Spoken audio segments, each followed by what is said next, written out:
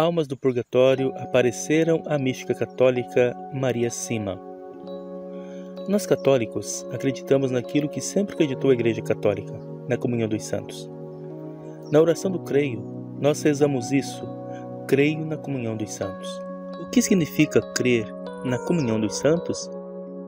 Significa que há uma única igreja, onde Jesus é a cabeça dessa igreja e nós os membros desse corpo místico.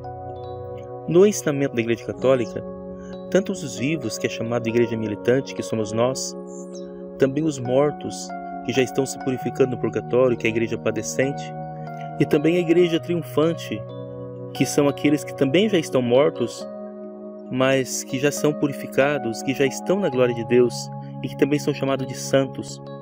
Todos nós, vivos ou mortos, fazemos parte nesta mesma comunhão, membros dessa única igreja católica, corpo místico de Cristo. Eu vou expor um vídeo onde o padre José Eduardo relata algumas das experiências de Maria Sima, uma mística católica que tinha o dom de rezar e sofrer pelas almas do purgatório. Segundo ela, as almas lhe apareciam e pediam orações e sofrimentos para diminuir ou livrá-las por completo as suas almas das chamas do purgatório. É muito interessante que, talvez na história da Igreja, a mística que mais tenha tido revelações sobre o purgatório tenha vivido nos nossos dias. Foi a venerável serva de Deus Maria Sima, uma austríaca que morreu no ano de 2004.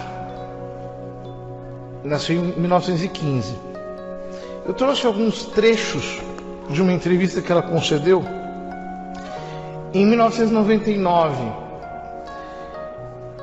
Perguntaram a ela: coloca-se a verdadeira pergunta, o que é exatamente o purgatório? Ela responde: é uma invenção genial da parte de Deus. Tomemos uma imagem. Um dia, uma porta abre-se e aparece-lhe um ser extraordinariamente belo, mas tão belo como nunca dantes tinha se visto sobre a terra. Fica fascinado, deslumbrado com este ser de luz e beleza, tanto mais que este ser lhe revela que é louco de amor por si. Você não poderia imaginar ser assim tão amado. Percebe também que ele tem um grande desejo de o atrair a si, de o abraçar. E o fogo de amor que já lhe inflama o seu coração incita-o a lançar-se nos seus braços, mas, nesse exato momento, percebe que não se lavou há meses, que cheira horrivelmente mal, que o seu nariz escorre, que os seus cabelos estão sujos e colados, que há grandes e horríveis manchas nas suas vestes, etc. Então você compreende que não pode apresentar-se nesse estado, que antes de tudo é necessário ir lavar-se, tomar um bom banho e em seguida voltar depressa para tornar a vê-lo. Mas o amor que nasceu no seu coração é tão intenso que este atraso, causado pelo banho, é absolutamente insuportável. A dor da ausência, mesmo que dure apenas alguns minutos, é uma queimadura atroz no seu coração, pois é proporcional à intensidade da revelação do amor. É uma queimadura de amor. O purgatório é isto. É um atraso imposto pelas nossas impurezas. Um atraso antes do abraço de Deus. Uma queimadura de amor que faz sofrer terrivelmente. Uma nostalgia de amor. É precisamente esta nostalgia que nos lava do que ainda é impuro em nós. O purgatório é um lugar de desejo, do desejo louco de Deus, do Deus que já conhecemos, porque já ouvimos, mas ao qual não estamos ainda unidos. Veja, Maria Sima via as almas do purgatório, convivia com elas, e a vocação sua era rezar pelas almas. Diz a entrevistadora: as almas do purgatório falam muitas vezes a Maria a respeito do grande desejo que tem de Deus e de quanto este desejo lhes é profundamente doloroso. Trata-se realmente de uma agonia. O purgatório é uma grande crise da falta de Deus. Mais adiante, quais são os pecados que mais nos arrastam ao purgatório? Responde Maria Sima: são os pecados contra a caridade, contra o amor ao próximo, a dureza de coração, a hostilidade, a calúnia. Disse que a maledicência e a calúnia são as piores máculas que necessitam de uma longa purificação. Sobre isso, Maria cita-nos um exemplo que muito a comoveu. O testemunho acerca de um homem e uma mulher para os quais lhe tinham pedido informações sobre se estavam no purgatório. Para grande espanto de quem tinha feito a pergunta, a mulher já estava no céu e o homem ainda no purgatório. Ora, esta mulher durante a sua vida cometera abortos, enquanto o homem estava sempre na igreja, tinha uma vida muito digna e muito piedosa. Então Maria informou-se de novo, pensando que poderia ter se enganado, mas era assim mesmo. Eles morreram praticamente ao mesmo tempo, mas a mulher tinha tido um grande arrependimento e era muito humilde. E o homem criticava todo mundo, estava sempre a queixar-se e a maldizer, e por isso o seu purgatório foi muito longo. E Maria concluiu: não se deve julgar pelas aparências. Continua ela: são contra a caridade pecados tais como rejeitar certas pessoas que não amamos, recusar fazer as pazes, recusar a perdoar e todos os rancores que alimentamos. Quanto a isto, Maria confiou-nos um testemunho muito surpreendente. Uma mulher que conhecia muito bem tinha morrido. Encontrava-se no mais terrível purgatório, com sofrimentos horríveis. Quando veio ver Maria, contou-lhe a razão. Ela teve uma amiga que se tornara sua grande inimiga. Ela era a causa desta inimizade. Alimentou-a durante anos, ao passo que muitas vezes esta pessoa tinha vindo pedir-lhe perdão e reconciliação, mas ela sempre recusou o perdão até no seu leito de morte. Este fato é muito significativo. O rancor alimentado conduz a graves consequências. Quanto às palavras, nunca se dirá bastante o quanto uma palavra de crítica, de maledicência, pode realmente matar. E ao invés, uma palavra benévola pode curar. Mais adiante, irmã Emanuele pergunte: Maria Sima, pode nos dizer quais são os meios mais eficazes para livrar as almas do purgatório? Resposta: é a Santa Missa. Porque é Cristo quem se oferece em amor por nós. E a oferenda de Cristo, dele mesmo a Deus, é a mais bela das oferendas. O Padre é o representante de Deus, mas é Deus, Ele próprio, quem se oferece e se sacrifica por nós. A eficácia da Santa Missa pelos defuntos é tanto maior quanto maior tiver sido o seu amor pela missa durante a vida e dela participavam, de todo o coração, também durante a semana, de acordo com suas possibilidades. São estes que tiram grande proveito das missas celebradas pelas suas almas. Lá também colherão como tiverem semeado em vida. Coisa impressionante, né? Ou seja, quanto mais uma pessoa valoriza a missa na vida, tanto mais a missa lhe trará alívio no purgatório. Como Deus é justo, como Deus é perfeito. Continua Maria Sima: as almas do purgatório veem muito bem no dia do seu enterro se oram realmente por elas ou se fazem simplesmente um ato de presença. Elas dizem que as lágrimas não servem para nada, somente a oração pode ajudá-las. Queixam-se de que há pessoas que vão ao enterro sem dizer uma só oração por elas.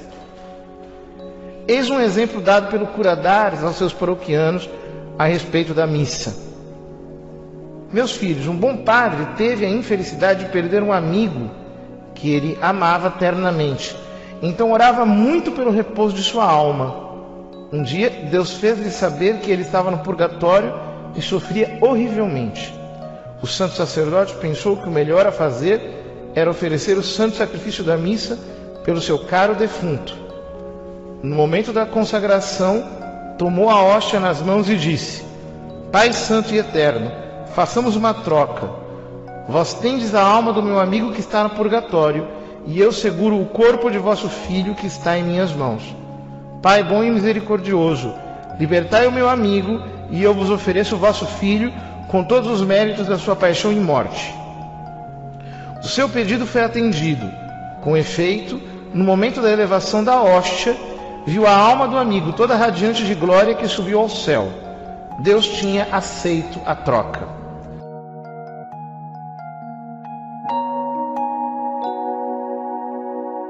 Quando morrermos, teremos dois destinos apenas, ou o céu ou o inferno. Acontece que para ir para o céu direto, teremos que estar completamente puros, sem nenhuma mancha em nossas almas. Raros são os que morrem assim.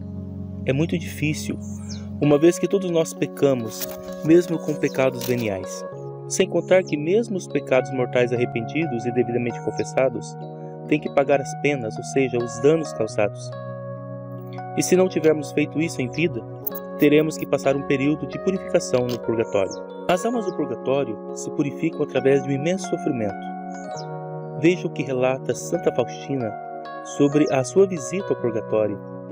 Lembrando que não só Santa Faustina, mas que muitos santos, Deus deu a graça de visitar o céu, o inferno e o purgatório. Santa Faustina é uma dessas muitas, que visitaram o céu, que tiveram essa experiência, do céu, do inferno e do purgatório. Mas hoje vamos relatar a visão de Santa Faustina. Em seus escritos, a santa polonesa conta que uma noite seu anjo da guarda pediu-lhe para segui-lo, e ela encontrou-se em um lugar cheio de fogo e almas que sofriam. Entretanto, aquele não era o inferno. Ela perguntou às almas o que fazia sofrer mais, e elas responderam que era sentir-se distantes e abandonadas por Deus. Quando ela saiu, ouviu a voz do Senhor que lhe disse: Minha misericórdia não quer isso, mas minha justiça pede por isso. Em sua visão do purgatório, Santa Faustina Kowalska também observou que a Virgem Maria visitava as almas que estavam lá, e ouviu que estas a chamavam de estrela do mar. Por isso, a necessidade de rezarmos, oferecermos a Santa Missa, terços e sofrimento pelas almas do purgatório. Uma vez que eles já estão mortos fisicamente, não podem mais fazerem nada por si mesmos, mas nós podemos interceder por eles e adiantar a sua saída do purgatório. Faça um breve silêncio agora, pause o vídeo se for necessário, ou espere terminar o vídeo, e reze um Pai Nosso, uma Ave Maria e um Glória ao Pai, em intenção às almas do purgatório. Segundo o Padre Paulo Ricardo, Deus deseja que nós sejamos santos aqui já nesta vida. Como diz na palavra de Deus, sede santos como vosso Pai do céu é santo. Mas se nós não cumprimos com o nosso dever de casa, Deus, por infinita misericórdia, nos concede a graça de podermos nos purificarmos após essa vida no purgatório. No entanto, é um sofrimento muito grande. Segundo o relato de alguns santos que tiveram a graça de também visitar o purgatório, como eu já disse anteriormente, eles relatam que um dia no purgatório equivale a 300 anos de vida, mais ou menos, de acordo com a gravidade da culpa. Esforcemos para não morrermos em pecado mortal, pois quem morre em pecado mortal, com exceção daqueles que Deus concede a graça da contrição perfeita na hora da morte, tem quase certo seu destino definido, o inferno. Somente vai para o purgatório quem já está salvo, que tenha confessado os pecados mortais e que tenha agido de acordo com a vontade de Deus, mas que ainda não estão totalmente purificados. Esses terão a chance de purificar-se e depois seu destino já está garantido, o céu. Não se esqueça de inscrever-se no canal, deixar o seu like e ativar as notificações. Meu muito obrigado. O meu lugar é o céu. E o seu? Escreva nos comentários a sua resposta. Assista agora o relato de Maria Sima através da homilia do Padre José Eduardo. Desde já agradeço a você. Meu muito obrigado e até o próximo vídeo. Meus filhos, quando queremos libertar do purgatório uma alma que nos é cara, façamos o mesmo. Ofereçamos a Deus, pelo santo sacrifício, o seu Filho bem-amado, com todos os méritos da sua paixão e morte. Ele nada nos poderá recusar. Mais adiante, a entrevistadora pergunta: Maria, você foi convidada muitas vezes a sofrer pelas almas do purgatório, para libertá-las. o que é que viveu e experimentou nestes momentos? Resposta. A primeira vez uma alma perguntou-me se eu quereria sofrer por ela no meu corpo durante 3 horas. E depois disso eu poderia retomar o meu trabalho. Eu disse a mim mesma que se tudo estivesse terminado em 3 horas, poderia muito bem aceitá-lo. Tive a impressão de que essas 3 horas duravam 3 dias, de tal modo eram dolorosas. Mas no final, olhando para o meu relógio, vi que efetivamente se haviam passado apenas 3 horas. A alma disse-me que, aceitando com amor aquele sofrimento durante as 3 horas, eu lhe tinha poupado 20 anos de purgatório. Então a irmã Emanuele se assusta. Por que 3 horas de sofrimento na terra para 20 anos de sofrimento no purgatório? Responde Maria Sima. Porque o sofrimento na terra não tem o mesmo valor. Quando se sofre na terra, pode-se crescer no amor, pode-se ganhar méritos, o que não é o caso dos sofrimentos do purgatório, onde servem somente para nos purificar do pecado. Na terra temos todas as graças, temos a liberdade de escolher. Está vendo? Por isso não se queixe dos seus sofrimentos. Ou seja, quando Deus nos manda sofrimento aqui, a proporção de sofrimento de que nós estamos sendo livres do lado de lá é incomparável. Continua Maria Sima. Isto pode dar um sentido extraordinário aos nossos sofrimentos. Oferecidos e acolhidos com paciência e humildade, assim como os menores sacrifícios que podemos fazer, podem ter um imenso poder para ajudar as almas. A melhor coisa a fazer é unir os nossos sofrimentos aos de Jesus, depositando-os nas mãos de Maria, pois é ela quem saberá utilizá-los melhor, porque muitas vezes não conhecemos as necessidades dos que nos cercam. Maria Santíssima devolver-nos-á tudo na hora da morte, e os sofrimentos oferecidos serão os nossos mais preciosos tesouros no outro mundo. Então a irmã Emanuele diz: muitas vezes quando nos vêm os sofrimentos, nós nos revoltamos. É-nos muito difícil aceitá-los e vivê-los bem. Como viver o sofrimento para que ele possa produzir fruto? Maria Sima: os sofrimentos são a maior prova do amor de Deus. Se os oferecemos bem a Deus, podem salvar muitas almas. Irmã Emanuele: como fazer para acolher o sofrimento como um presente e não como uma punição, como acontece muitas vezes? Aí ela diz: é preciso entregar tudo à Virgem Maria, pois ela é quem melhor sabe quem tem necessidade de tal ou tal oferta para ser salva. A respeito do sofrimento, Maria Sima contou-nos um testemunho espantoso. Isto passou-se em 1954. Uma série de avalanches muito destruidoras caíram sobre uma pequena aldeia próxima da aldeia em que morava Maria Sima. Soube-se mais tarde que outras avalanches se desencadearam sobre ela, mas se detiveram de maneira totalmente milagrosa, de modo que não houve nenhum prejuízo. Neste lugar, morreu uma mulher que tinha estado doente durante 30 anos e que, mal cuidada, sofrera muitíssimo. Ela tinha oferecido todos os seus sofrimentos e suportara-os com paciência para o bem da sua comunidade. As almas comunicaram a Maria que a aldeia tinha sido preservada das avalanches graças à generosidade daquela mulher. Se ela tivesse tido boa saúde, não teria podido salvar a aldeia. Pelo sofrimento suportado com paciência, salvam-se mais almas que pela oração. Contudo, a oração ajuda a suportar os sofrimentos. Não olhemos o sofrimento sempre como uma punição. Pode ser aceite como expiação, não somente por nós mesmos, mas sobretudo pelos outros. Cristo era a própria inocência, e foi Ele quem mais sofreu pela expiação dos nossos pecados. Somente no céu conheceremos tudo o que obtivemos pelo sofrimento suportado com paciência em união com os sofrimentos de Cristo. Veja que riqueza. São apenas alguns trechos. O livro é bem maior, mas nós vemos aqui na experiência da Maria Sima o que o convívio com as almas do purgatório pode produzir em nossa alma. Ou seja, nós passamos a enxergar tudo de uma maneira sobrenatural. O que importa é a salvação eterna e, no plano da caridade, adiantar o quanto antes a união destas almas que estão presas no purgatório com Cristo, seu divino esposo, que quer unir-se a elas para lhes comunicar a sua alegria, a sua santidade. Não canonizemos as pessoas na terra, isso é errado. Às vezes nós dizemos, não, fulano era tão bom, não preciso nem rezar pela alma dele, já está no céu. E a pessoa está lá penando no purgatório, abandonada, esquecida, porque não se reza por elas.